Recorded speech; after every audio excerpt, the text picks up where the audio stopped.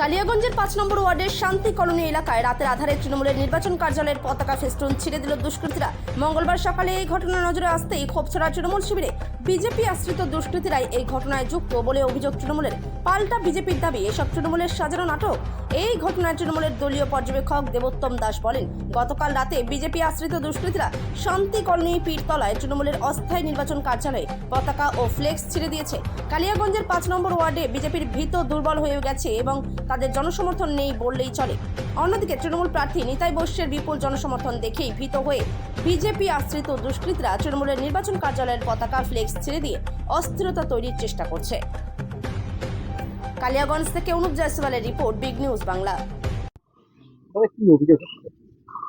আমাদের অভিযোগ হচ্ছে আমাদের 5 নম্বর ওয়ার্ডের তৃণমূল কার্যালয় যেটা আছে, ইলেকশনের কার্যালয় যেটা তৈরি করা হয়েছিল, সেটাকে কালকে রাত্রে বিজেপির দুষ্কৃতীরা জঘন্য পরিচয় দিয়েছে, জঘন্য মনের পরিচয় দিয়ে তারা আমাদের ব্যানার ছিঁড়েছে, পতাকা ফেলে দিয়েছে, আমাদের ওপরের দলীয় কার্যালয়ের যে ব্যানার ছিল সেটাকে একদম উড়িয়ে নিয়ে চলে গেছে।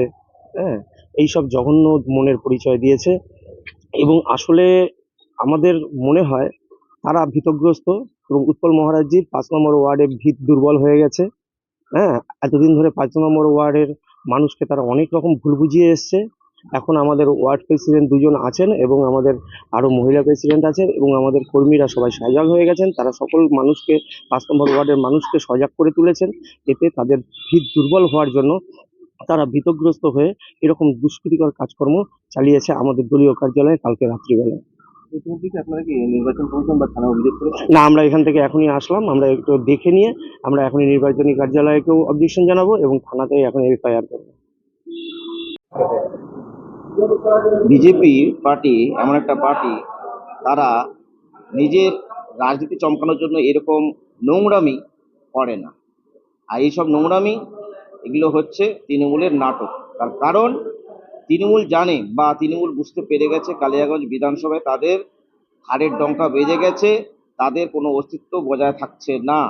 সেই অস্তিত্ব বজায় বা বাজারে টিকে থাকতে গেলে সেই প্রচারটা চেষ্টা করছেন, প্রচার যেন থাকি প্রতিদিনের।